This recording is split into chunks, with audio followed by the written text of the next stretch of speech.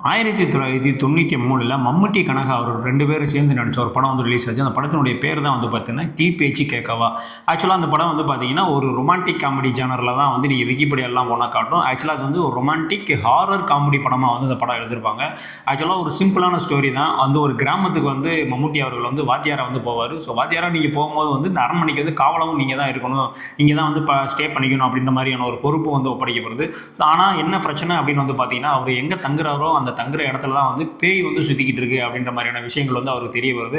So அதுக்கப்புறம் வந்து என்ன நடந்துச்சு அப்படின்றதான் வந்து இந்த படத்தினுடைய கதை. ஆக்சுவலா நீங்க வந்து நான் வந்து கல் மனசுக்காரன் நான் எதுக்குமே வந்து அழுக மாட்டேன் அப்படிலாம் நீங்க சொன்னீங்க அப்படின்னா, இந்த படத்தை ஒரு தடவை யூடியூப்லேயே இருக்கு. இந்த படத்தை ஃபுல்லா வந்து பாருங்க.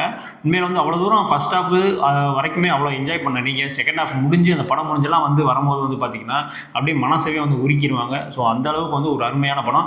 பர்சனலா என்னுடைய தமிழ் படத்துல வந்து என்னுடைய ஃபேவரட்ல வந்து பார்த்தீங்கன்னா, டாப்ல வந்து எந்த படம் இருக்கு அப்படின்னு கேட்டீங்கன்னா, கண்டிப்பா வந்து நான் அந்த கிளி பேச்சு கேட்கவா தான் சொல்லுவேன். மம்முட்டி அவர்கள் வந்து அவ்வளோ ஜாலியா வந்து இந்த படத்துல வந்து ஆக்ட் பண்ணியிருப்பாங்க. கனகா அவர்களுமே வந்து ரொம்ப மெச்சூர்டான ஒரு ஆக்டிங் வந்து கொடுத்துருப்பாங்க. இளையராஜாவுடைய இசை வந்து சொல்ல தேவையே இல்ல. அந்த பாட்டு வந்து நீங்க கேட்டிருப்பீங்க. "அன்பே வா அருகிலே" அப்படின்னு சொல்லிட்டு அந்த ஒரு ஆவி வந்து பாடுற மாதிரியான ஒரு பாட்டு கேட்டிருப்பீங்க. அப்புறம் "சிவகாமி நினைப்பிலே" அப்படின்னு சொல்லிட்டு ஒரு மம்முட்டி அவர்கள் வந்து அந்த காகிதத்தை வச்சு படிச்சுக்கிட்டே இருக்க மாதிரி ஒரு சாங் கேட்டிருப்பீங்க. ஸோ இசையுமே வந்து பக்காவா இருக்கும்.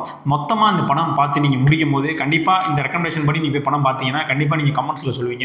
உண்மையிலே சூப்பரான படம்பா. அந்த படத்த இவ்வளோ நாளா நான் மிஸ் பண்ணிட்டேனே அப்படின்ற மாரி உங்களுக்கு தோணும். ஸோ அந்த மாரியான ஒரு அருமையான படம் தான் வந்து இந்த கிளி பேச்சு கேட்கவா. ஸோ கண்டிப்பா வந்து இந்த படத்த வந்து மிஸ் பண்ணிடாதீங்க.